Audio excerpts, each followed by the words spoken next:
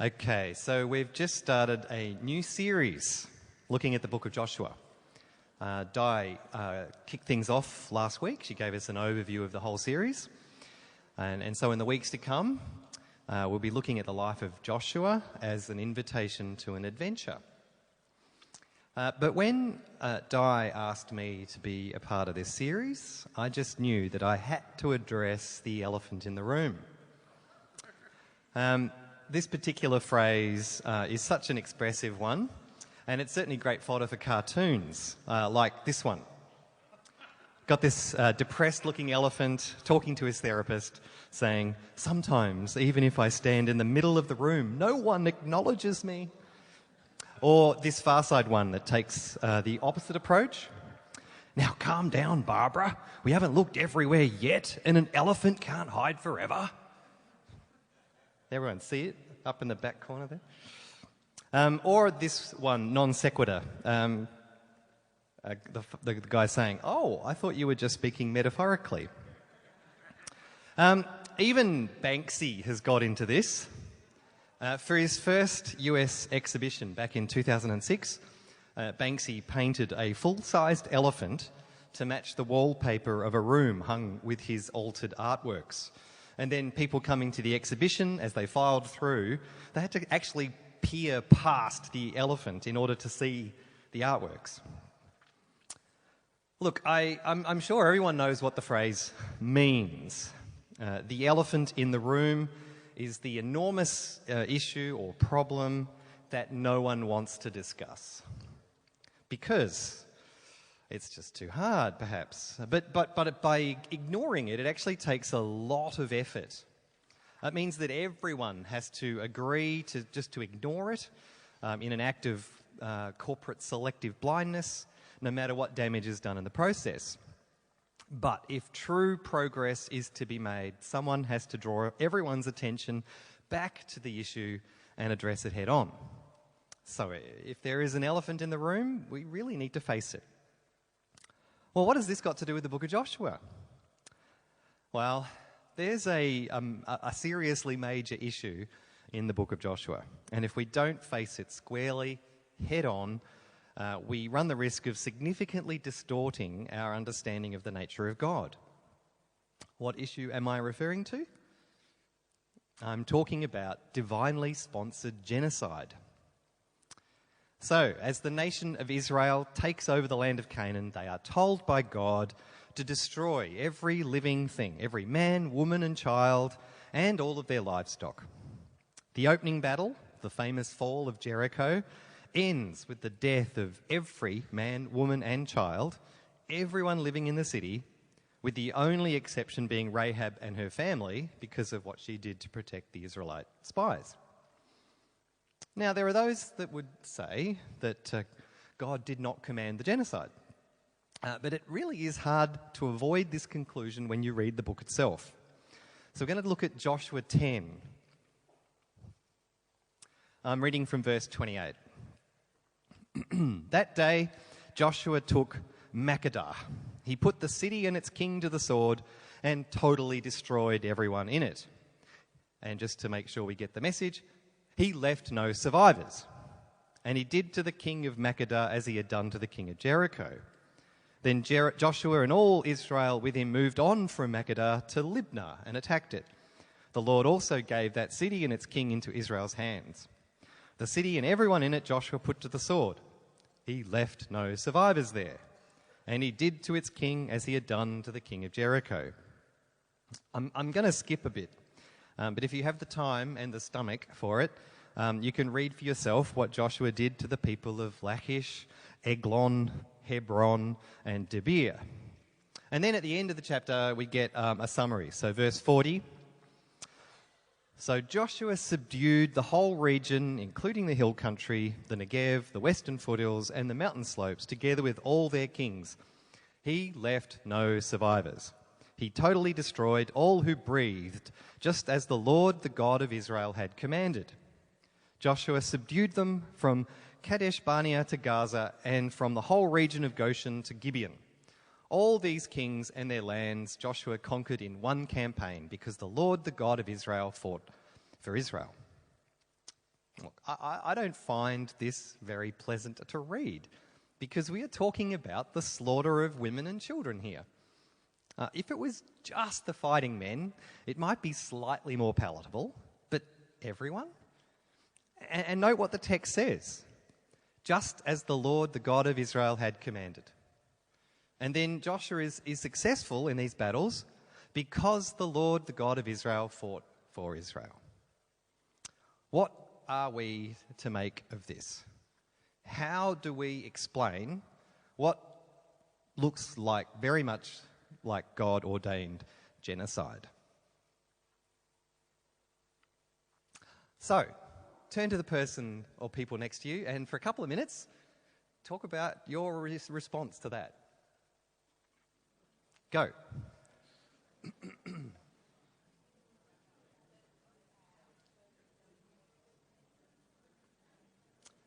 All right, we'll get a chance to do some more chatting later, I hope. But this is the elephant in the room. When we look at the book of Joshua, we have to reckon with the fact that a large part of the book of Joshua is all about the slaughtering of people as Israel moves into the land. Well, how do we explain the genocide? Or even, explain it away completely? Well, there are a couple of ways of dealing with this particular problem. The first explanation is that the Canaanites were terribly evil and were therefore deserving of death. And we can certainly find this line of thought in the Old Testament itself. There are a number of places where the evil of the Canaanites is mentioned as the reason for God's command to Joshua to devote them to the Lord, which is the spiritual way of describing total annihilation. And this motif starts off really early as well. We get it right after the flood story in the opening chapters of Genesis. If you recall, it's a bit of a weird passage, but Noah gets drunk and sleeps in the nude, and then his son, Ham, walks in on Noah. He goes out and seems to laugh about it. His two brothers are all, oh no, that's terrible. They back in with a cloak so that they can't see their father's nakedness and cover him up. And then when Noah wakes up, he curses that first son, that son. But check out the text. Cursed be Canaan, the lowest of slaves will he be to his brothers. He also said, praise be to the Lord, the God of Shem. May Canaan be the slave of Shem. May God extend Japheth's territory. May Japheth live in the tents of Shem, and may Canaan be the slave of Japheth. So even though Ham did the bad thing, it's Ham's son, Canaan, who's going to cop it. So here we have what's known as a forecho in the text, a forecho of what's to come. Then when we get to Abraham, we get another verse. Yep, that's the one. It's a bit of a cryptic passage. So God says that the possession of the land by Abraham's ancestors has to wait 400 years, for the sin of the Amorites, which refers to the Canaanites, has not yet reached its full measure. So they're sort of evil, but they haven't got evil enough yet. And then when we get to Deuteronomy, as the Israelites are approaching the land of Canaan, there are some verses very much along this idea. So, after the Lord your God has driven them out before you, do not say to yourself, the Lord has brought me here to take possession of the land because of my righteousness. No, it is on account of the wickedness of these nations that the Lord is going to drive them out before you. It is not because of your righteousness or your integrity that you are going in to take possession of their land, but on account of the wickedness of these nations. The Lord your God will drive them out before you to accomplish what he swore to your fathers, to Abraham, Isaac, and Jacob. All right. Is that it? Is that all we get? Interestingly, in Deuteronomy 7, and then later in Deuteronomy 20, which I'll put up in a sec, we actually find that the problem is not that the Canaanites were so terribly evil. The problem is that any intermingling with the Canaanites runs the risk of the Israelites turning away from following God to serve other gods. So there in verse 4. That's the real reason. The problem is not the Canaanites' great sin. The problem is how weak the Israelites are. And then, here's 20. According to these texts, God wants the inhabitants of Canaan, including women and children, wiped out so that there is no chance God's people will be led astray. A modern day equivalent to this is punishing women for not dressing modestly when the real problem is men's lust.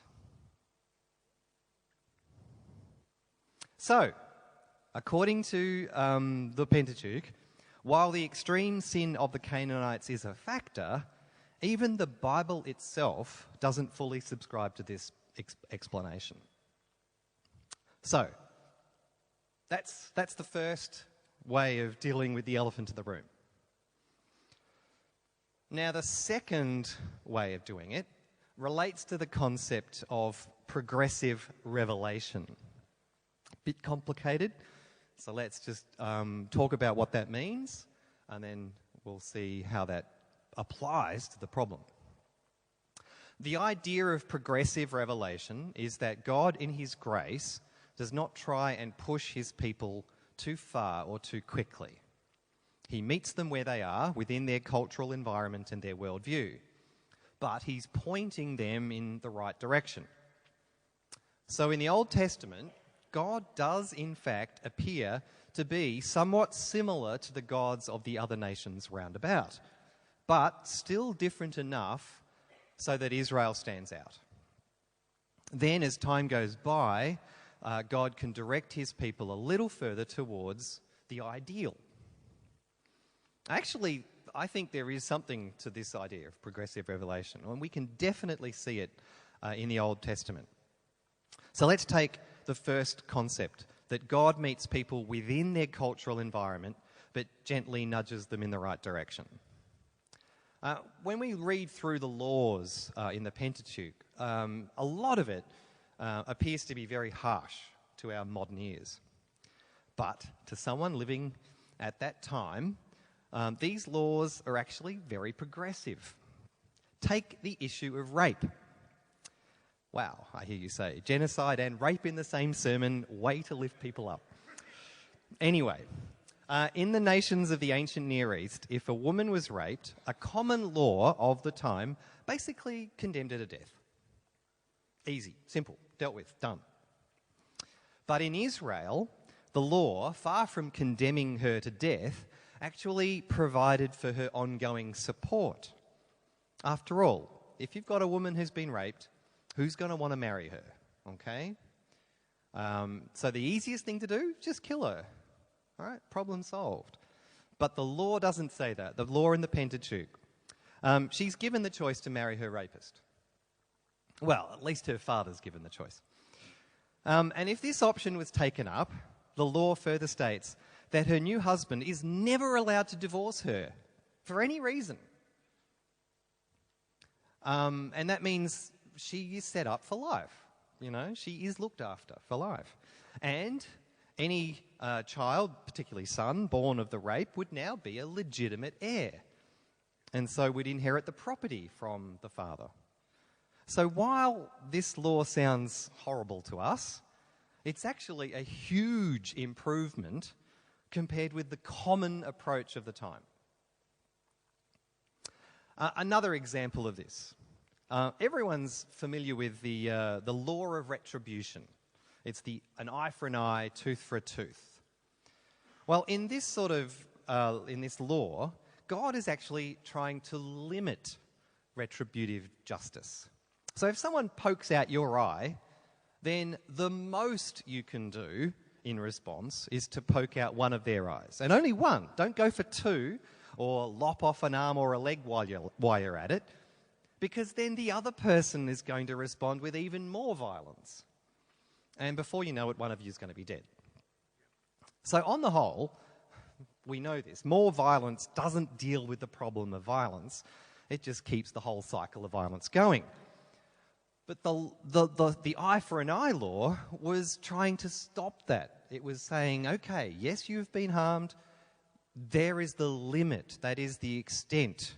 And so this law is an improvement on the usual response. It's progressive. It points the way towards greater levels of justice and mercy. All right, what is very interesting is that the Old Testament covers a considerable period of time in terms of when it was written. And so the second part of the concept of progressive revelation is that with a number of topics in the Old Testament, we can see changes in the way people think. So, for example, in 2 Samuel 24:1, we read this. Again, the anger of the Lord burned against Israel, and he incited David against them, saying, "Go and take a census of Israel and Judah." Now, when this story is retold in 1 Chronicles 21:1, this becomes Satan rose up against Israel and incited David to take a census of Israel. So we see that what was earlier ascribed to God is now ascribed to Satan. There's been a development in the understanding of evil in the intervening time. An even better example. In the Pentateuch, God speaks of punishment being meted out on the sons and daughters of the sinner for generations. When we get to the later Old Testament prophets, though, we find that only the sinner should be punished, not the sons and daughters. And the prophet makes his point with this brilliant little illustration, the image of the parents eating the sour grapes, but the teeth of the children being set on edge. Okay? Very cool illustration.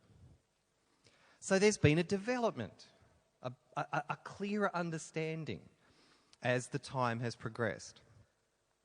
So that's the concept of progressive revelation. Well, how does this help us with the issue of genocide in Joshua? Well, it's a two-stage argument. Firstly, you would say, the conquest of Canaan is said to only be a momentary necessity in history. It was a particular action for a particular time and place and for a specific God-ordained reason, and it's not repeated.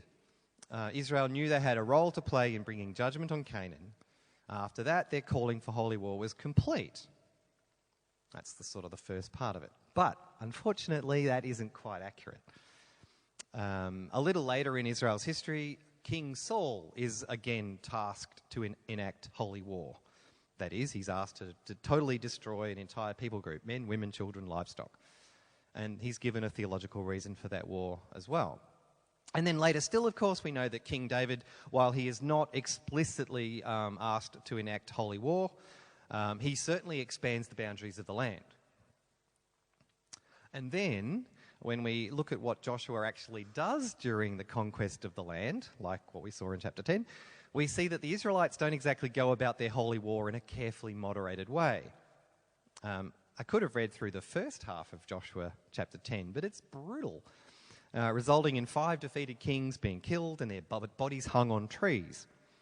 And the same goes for other things that the Israelites did during this time, like dividing the Moabite virgin women and girls. That was the spoils of war among the Israelites, which we read about in Numbers 31.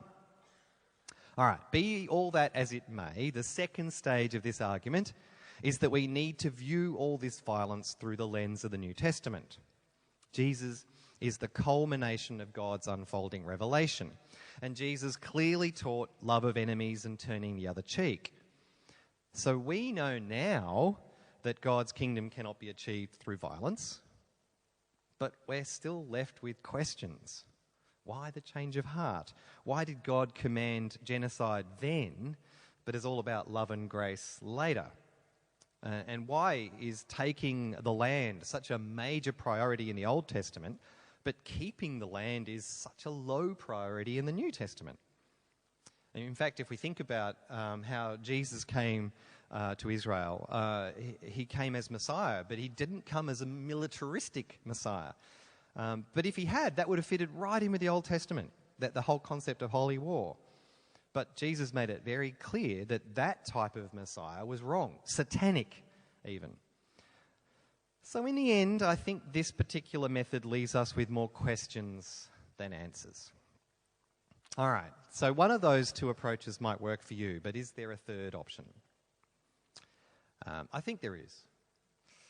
But it involves a bit of a backstep to look at the nature of the Bible itself. When it comes to the interpretation of the Bible, we all come with certain presuppositions. These are things that we believe, either consciously or even sometimes unconsciously, about how the Bible came to be. And the most important presupposition has to do with who we think was responsible for the Bible. Was it God? Or was it humans? Or was it somehow both at the same time? Well, some people would argue that the Bible is 100% the work of God and 0% the work of humans. This is essentially the dictation model. Now, some sections of the Bible do sound like they were dictated. The bits where it says, "and God said," ... The Ten Commandments were dictated to Moses.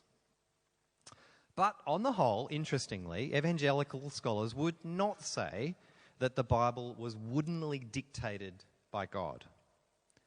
In fact, this is what Muslims believe about the Quran, that Allah dictated the text to Muhammad and he just wrote it all down. But that's not what we would say God did with the Bible.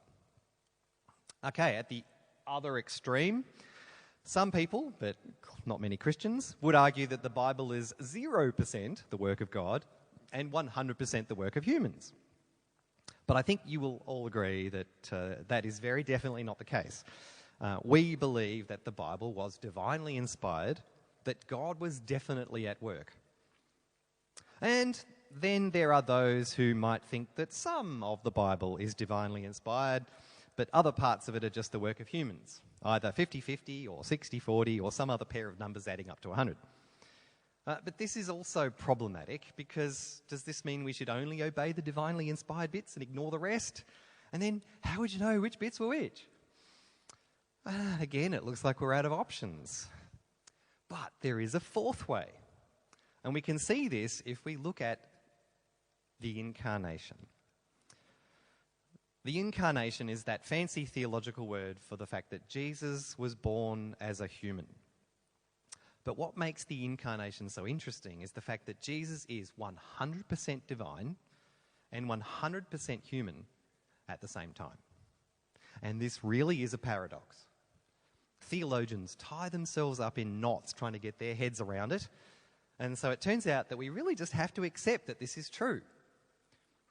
100% human, 100% divine at the same time.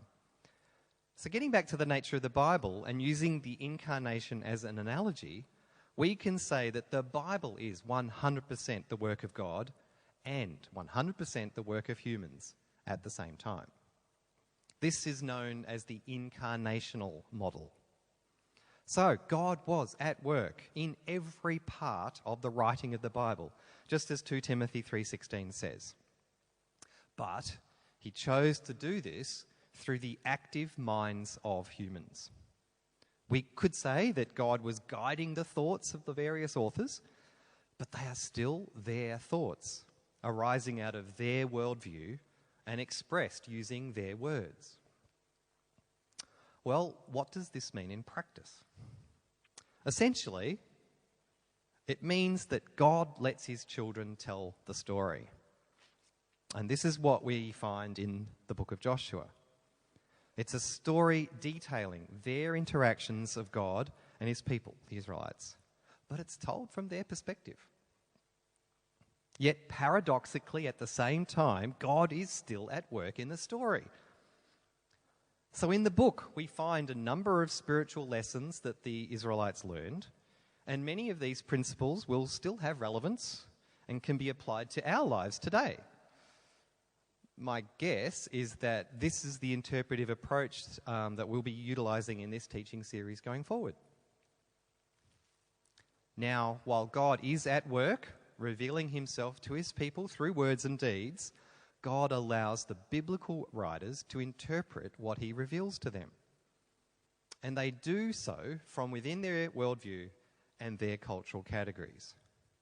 In other words, the Bible bears witness to what God has done, but it does so in ancient and culturally diverse ways. And God is okay with that. Now, if I had more time, I'd love to show how this all works by discussing the cosmology that we find in the Old Testament. That is, what these ancient writers understood about the nature of the world, how they believed the earth was a flat disk sitting on pillars over water, under the sky, which was a solid hemispherical dome that rested on a ring of mountains. And this view of the universe was common across the whole of the ancient Near East. Now, God doesn't care that this is their view of the universe, so long as they understand that He is the one who created it all. He doesn't bother to correct their misunderstandings. What is more important is the theology behind the cosmology.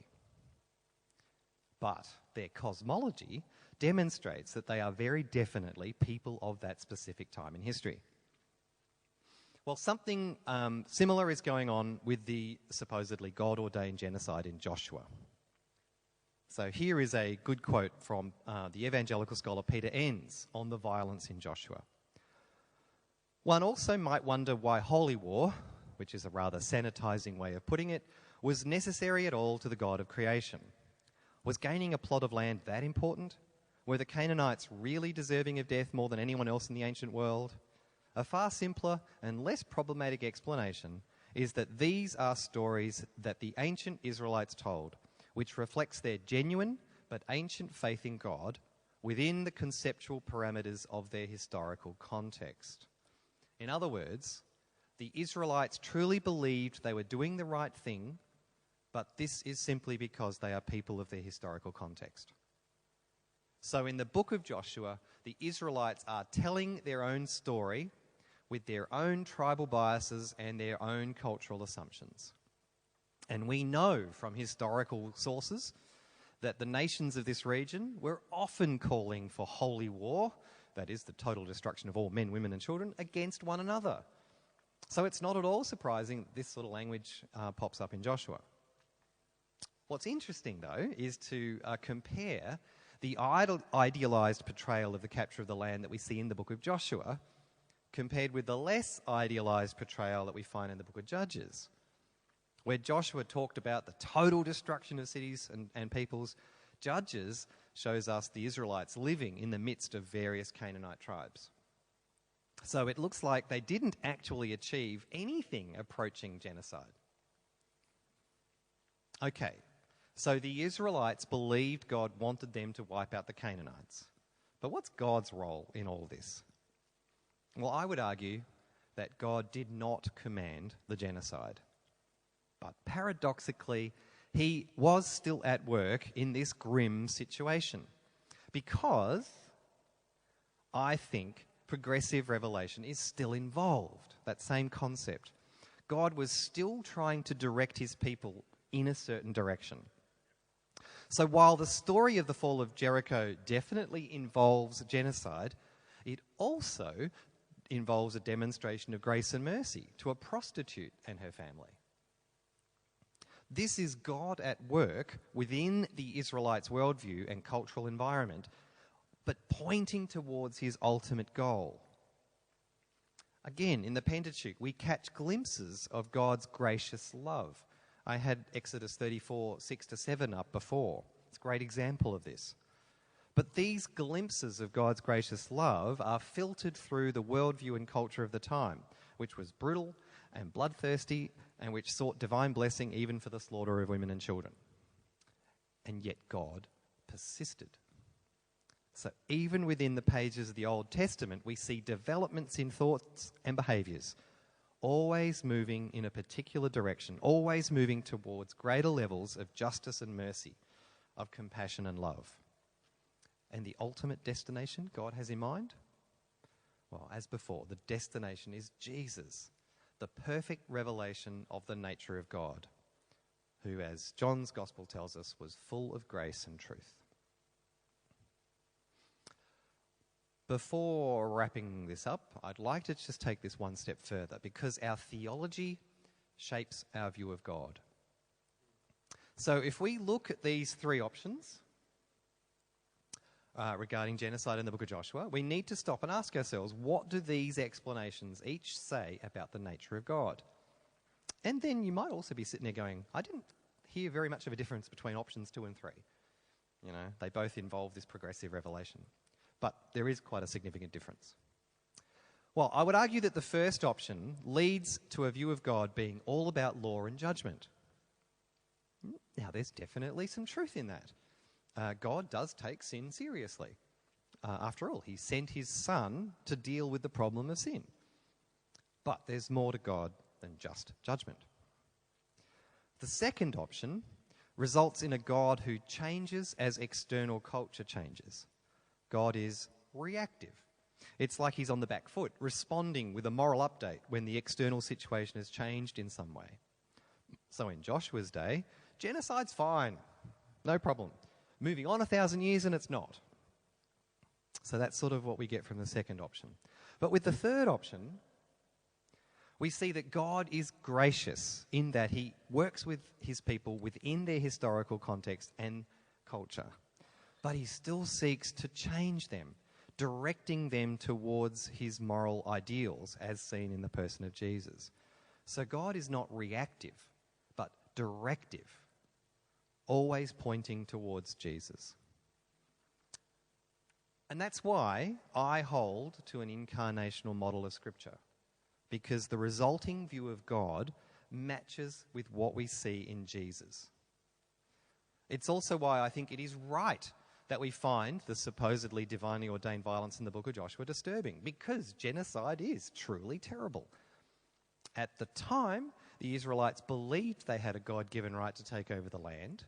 However, we who live this side of the incarnation, who have seen the ultimate revelation of the nature of God in the person and work of Jesus, we recognise that they were very much products of their time in history. Because God always wanted people to live in peace with one another, upholding justice and mercy, thereby demonstrating the gracious love God has for all people, not just his chosen people, the Israelites. So, by facing the elephant in the room head on, we actually come to a better understanding of the nature of the Bible itself and a better understanding of the nature of God. All right, I've given you a lot. So take a few minutes now just to discuss this with the people next to you. And then in a sec, we'll have a time of prayer.